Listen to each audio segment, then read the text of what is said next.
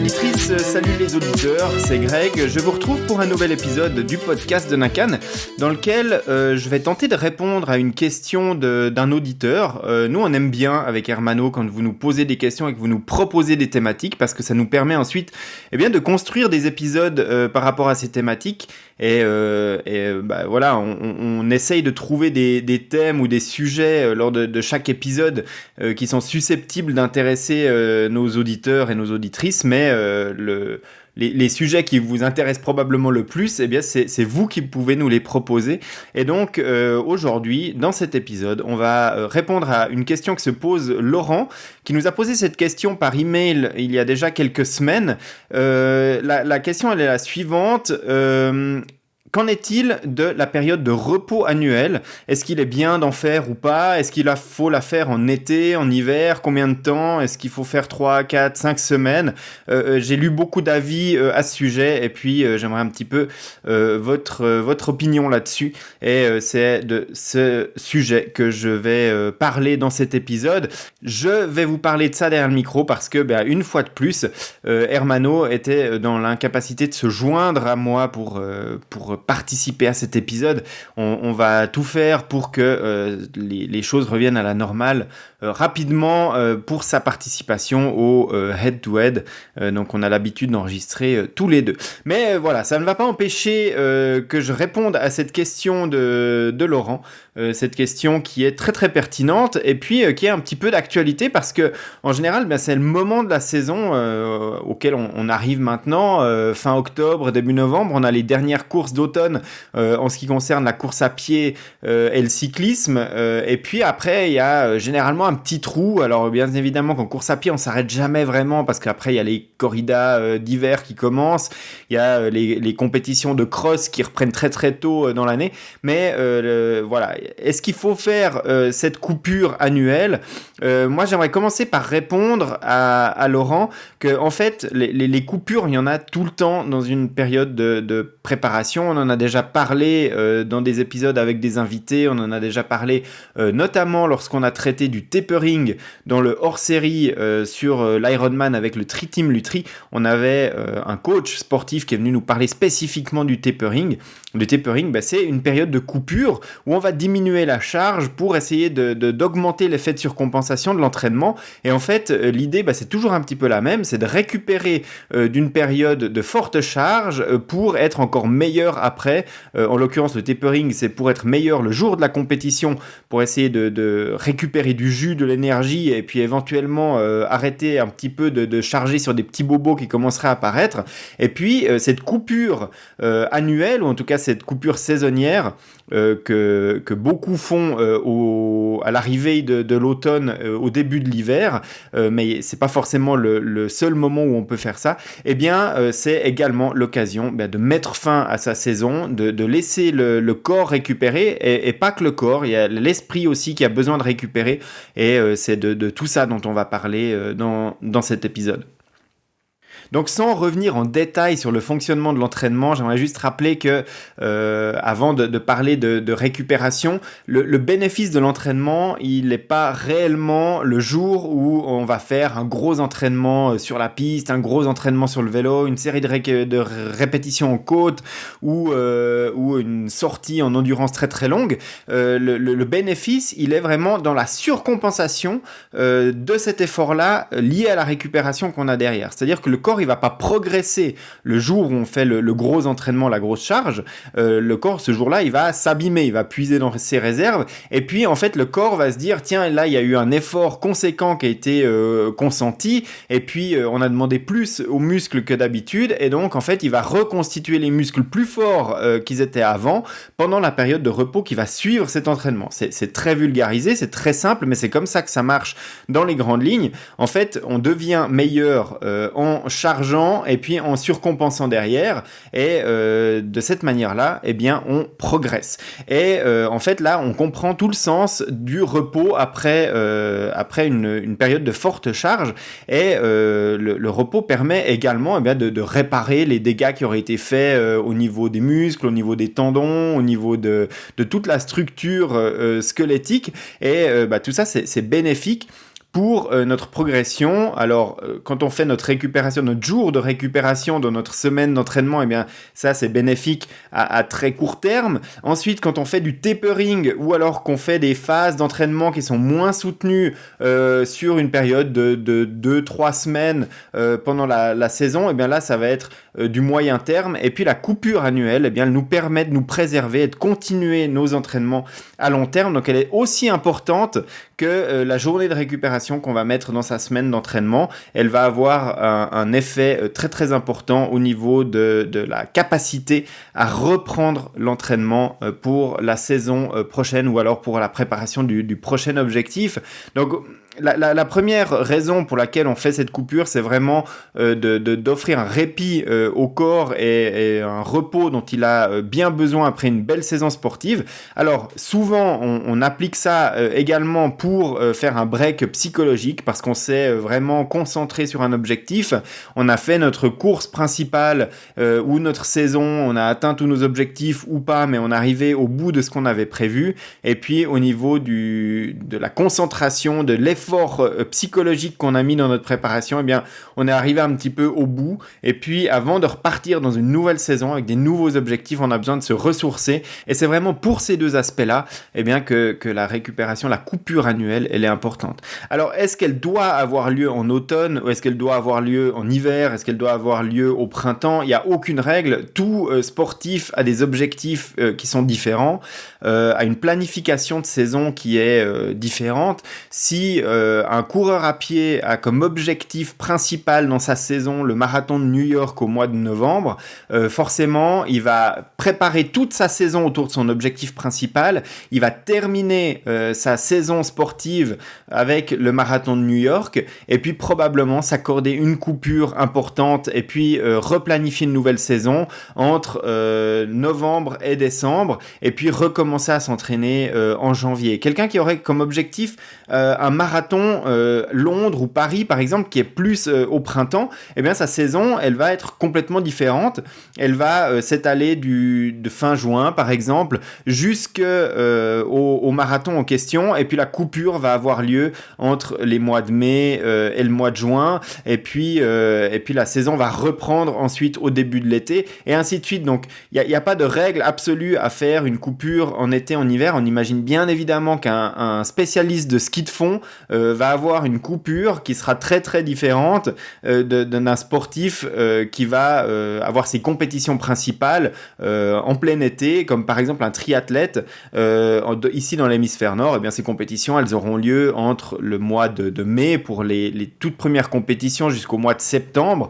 Après c'est peut-être octobre si on va vraiment sous des latitudes très clémentes, mais ensuite tout l'hiver il n'y a rien. Donc on imagine qu'un triathlète aura plus intérêt à faire sa coupure en hiver et puis un spécialiste du ski de fond eh bien, aura plus intérêt à la faire en été quand il ne peut pas facilement pratiquer son activité sportive. Donc il n'y a pas de période idéale dans l'année pour tout le monde. Chaque planification de saison eh bien, aura sa propre planification au niveau de la mise en route de la saison et puis de la fin des objectifs et puis de cette période. Après, il y a bien évidemment l'aspect de la durée et là encore, Laurent dans sa question nous demande combien de temps, 3, 4, 5 semaines. Là aussi, tout va dépendre de chaque athlète. Là aussi, on peut se baser sur la science de l'entraînement qui va nous donner des indications. La science de l'entraînement va nous dire que au-delà de 10 jours d'inactivité sportive, on va commencer à perdre fortement des capacités d'endurance et de vitesse. Et donc, à partir de 10 jours de coupure complète, on va voir une dégradation de l'état de forme. Alors, bien évidemment que pendant une coupure, à la fin d'une saison, il y aura une dégradation de l'état de forme. Maintenant, le sportif qui veut remettre et reprogresser la saison suivante, il n'a pas vraiment envie que cette coupure, eh bien, elle le fasse retomber à un niveau qui soit quasiment celui du début de sa saison et puis qu'il ait tout à recommencer. Donc, tout ce qu'il a construit au cours des derniers mois, on aimerait pouvoir le conserver au maximum et donc, il ne faudrait pas que cette coupure soit trop longue et puis que tout le bénéfice de de l'entraînement soit perdu. Maintenant, s'arrêter 10 jours aura très très peu d'impact sur les qualités d'un sportif. Après, on peut s'arrêter plus longtemps si on a un sportif expérimenté et qu'on a plusieurs saisons derrière soi. On peut s'arrêter d'autant plus longtemps qu'on a de l'expérience parce que le corps et les muscles et tout ça a une mémoire qu'on va pouvoir réactiver plus facilement en reprenant l'entraînement si on s'entraîne depuis des années. Vous l'avez probablement constaté au tout début d'une activité sportive pour les sportifs aguerris qui s'entraînent depuis plusieurs années. Lorsqu'on termine sa toute première saison sportive et qu'on s'arrête quelques semaines, on reprend, on a l'impression vraiment de repartir à zéro, alors que si on s'arrête la même durée après 5-6 ans de pratique, eh bien, on retrouve beaucoup plus vite son état de forme et c'est un fait qui est admis scientifiquement et donc du coup les personnes qui sont à leur première ou deuxième saison sportive devraient pas s'arrêter plus que 10 jours. Alors après, ça veut pas dire que 10 jours après, il faut reprendre l'entraînement comme avant, complètement à coin. On va refaire une planification d'entraînement avec une remontée progressive. L'idée, c'est un petit peu dans l'état d'esprit du tapering dont on parlait dans l'épisode spécial Ironman, c'est de reprendre avec moins de volume, mais en gardant une certaine intensité quand même pour maintenir les capacités de vitesse et puis conserver un maximum les capacités d'endurance. Les capacités d'endurance, on va les retravailler dès le début d'une nouvelle saison sportive et d'une campagne de préparation parce que les premières semaines seront vraiment de nouveau dévolues à construire cette endurance. L'idée, c'est de savoir un petit peu gérer tout ça pour ne pas perdre la vitesse et puis quand on travaille la vitesse, eh bien ne pas perdre l'endurance. Donc moi, les conseils que je pourrais donner, c'est qu'on pourrait avoir envie de s'arrêter 3-4 semaines, se ressourcer complètement et puis redémarrer vraiment frais. Maintenant, effectivement, ça va coûter en termes d'endurance et de vitesse. Donc, ce que je recommande et ce que moi-même je pratique en fin de saison, et pour moi, ça va commencer très très prochainement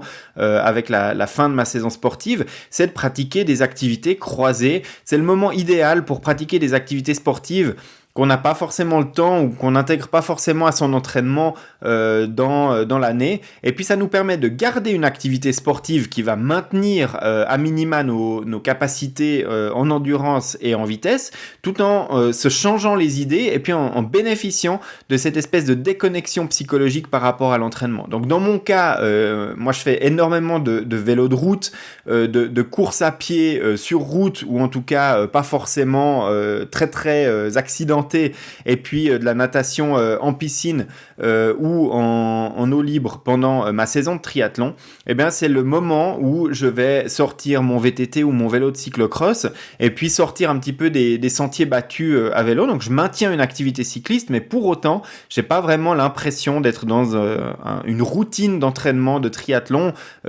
pour laquelle j'ai plus forcément toute cette motivation, en tout cas tout cet engagement que j'ai eu pendant ma saison. En course à pied, c'est pareil, je vais peut-être profiter de l'automne, de ces couleurs de forêt qui commencent à virer de toutes les teintes, et puis aller courir un petit peu plus dans des endroits un petit peu montagneux pour faire quelques chemins de trail. Alors l'idée, c'est pas non plus d'aller faire des 50 km de trail, mais pourquoi pas une petite sortie de 10-15 km de trail en alternant rando et course. Il n'y a pas forcément que ce soit tout le temps de la compète, mais ça permet de s'aérer un petit peu l'esprit, de changer un petit peu de décor et puis de conserver une activité, et ça peut aller beaucoup plus loin. Par exemple, pendant l'hiver, moi j'aime bien sortir les skis de fond, c'est quelque chose que je fais pendant quelques semaines. Ça remplace assez avantageusement des séances de cyclisme ou de course à pied. Ça permet de bien travailler la VO2 max, et pour autant, moi j'ai vraiment pas l'impression d'être dans une routine d'entraînement quand je suis sur mes skis de fond. Je fais plus ça en mode plaisir, en mode randonnée, mais ça a un réel impact sur ma forme. En tout cas, ça me permet de pratiquer des activités qui me permettent de me déconnecter au niveau du mental, tout en maintenant une activité physique qui est différente de ce que je pratique pendant la saison. Donc l'idée, c'est vraiment d'essayer de maintenir une activité. Ça peut être uniquement de la marche, ça peut être une petite rando de 2-3 heures un après-midi à la place d'une sortie vélo super longue avec des intervalles. On va pas développer les mêmes qualités, on va pas faire une même intensité, mais ça va permettre de maintenir quand même un certain niveau d'activité. L'idée, c'est d'essayer de faire un petit peu plus quotidiennement que ce qu'on fait lors d'un jour de repos traditionnel pendant sa préparation. Et ben, si à partir du moment où on fait plus qu'un jour de repos, eh bien, ça va permettre de voir cette forme physique, tant en endurance qu'en vitesse, eh bien, diminuer moins vite et donc de prolonger cette période pendant laquelle on va pouvoir couper. Donc voilà, moi je pense que 2-3 semaines c'est une bonne période, et puis pendant peut-être une semaine complète arrêter tout et puis ensuite reprendre très très progressivement, pourquoi pas avec des activités croisées. Ça va permettre de changer un petit peu les idées tout en maintenant sa forme physique. Je pense que c'est une excellente stratégie. L'idée c'est vraiment cette double déconnexion, donc la déconnexion au niveau physique. Ce qui est sûr, c'est qu'il ne faut pas recommencer une campagne de préparation, un plan d'entraînement, si on n'a pas entièrement récupéré physiquement. C'est-à-dire si on a toujours des douleurs, des blessures, il faut vraiment régler ça à ce moment-là, parce qu'ensuite, il n'y aura pas un moment où on va pouvoir se réarrêter pendant sa stratégie de plan d'entraînement. Ce sera jamais idéal. Donc si on repart avec des bobos dans une nouvelle planification d'entraînement, c'est quasiment perdu d'avance. Donc voilà, c'est le moment de faire ça. Et puis si on peut pas courir à cause d'une blessure qu'on a traînée toute sa saison, et puis que voilà, il va falloir soigner pendant la pause automnale ou hivernale.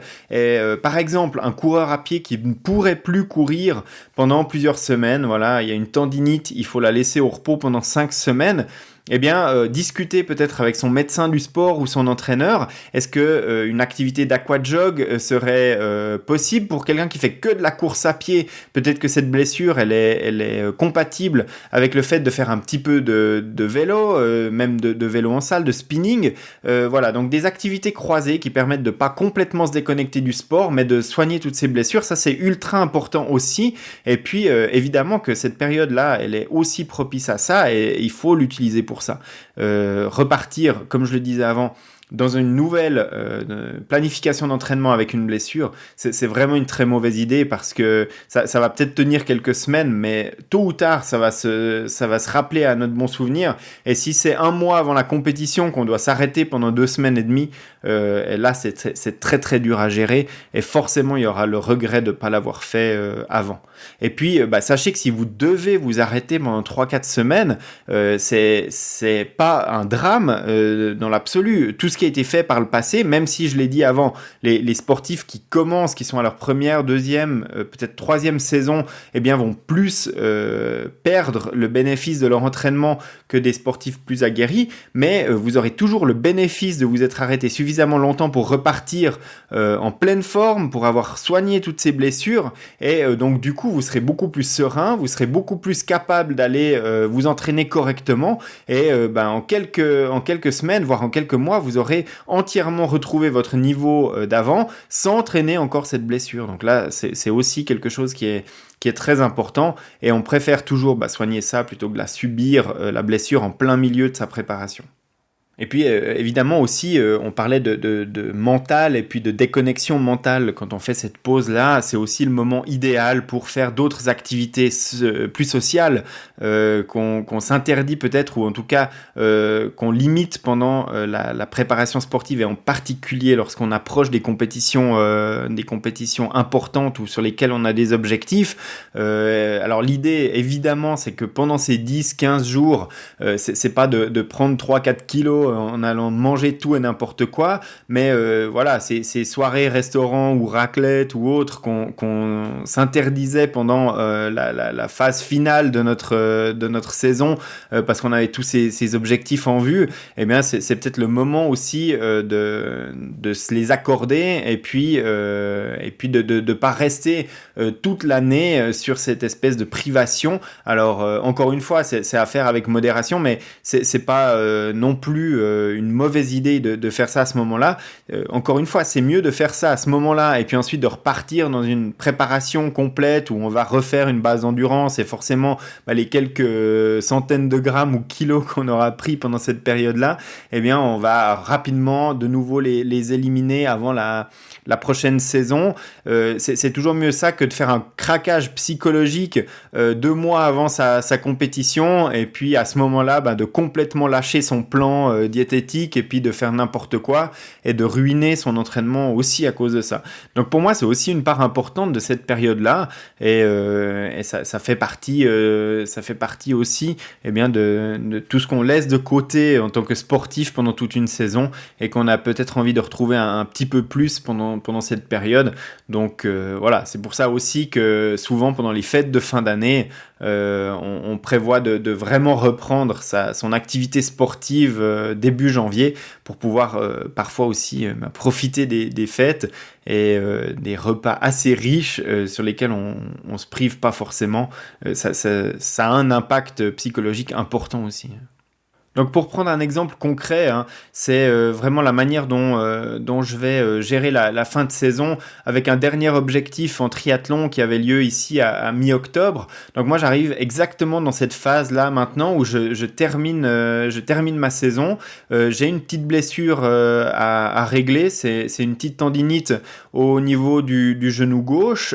Donc là maintenant je vais fortement baisser mon volume d'entraînement. Donc moi je ne m'arrête pas complètement, j'aime bien faire mon petit footing 2-3 fois par semaine, mais c'est plus de la course à pied avec des intervalles fractionnés, c'est des petites séances de 8-12 km maximum, parce que j'aime bien courir dans ces forêts d'automne, et puis je remplace mon vélo de route par mon VTT ou mon vélo de cyclocross, ça me permet de me changer les idées, et puis évidemment d'un volume qui est parfois de 12-15 heures par semaine sur les grosses semaines d'entraînement pour préparer un half ou jusqu'à 20 heures d'entraînement par semaine pour préparer un Ironman, et bien maintenant j'arrive à des semaines qui font 6 heures, 7 heures d'entraînement grand maximum pendant toute cette partie hivernale, et je vais reprendre mon plan d'entraînement pour l'année 2022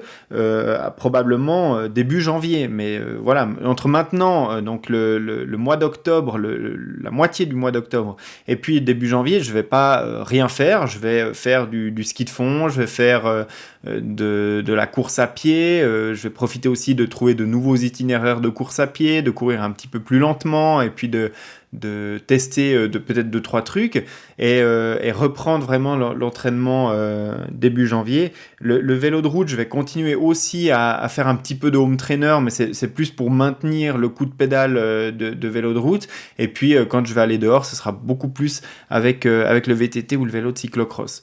Et il sera temps à mi-décembre de replanifier un petit peu la saison 2022, donc de regarder un petit peu les objectifs principaux que je vais me fixer. J'ai déjà fixé tout ça dans les grandes lignes. On va dire que le Covid a aidé aussi un petit peu parce qu'il y a encore pas mal de courses qui ont été reportées à l'année 2022, donc ça dessine déjà une grande partie de la saison, et puis de définir quels sont mes objectifs principaux, quelles courses je vais plutôt utiliser en préparation, et puis à partir de là, planifier la saison, ne pas la démarrer trop tôt non plus en ce qui concerne l'entraînement intensif, parce qu'il faut tenir, on sait que psychologiquement c'est difficile de tenir plus que 6-7 mois en ayant vraiment cet objectif sans faille en tête, et voilà, sans perdre de vue cet objectif et en restant concentré dessus, et voilà, après la saison elle peut s'étaler de janvier à août, ou alors de mars à octobre.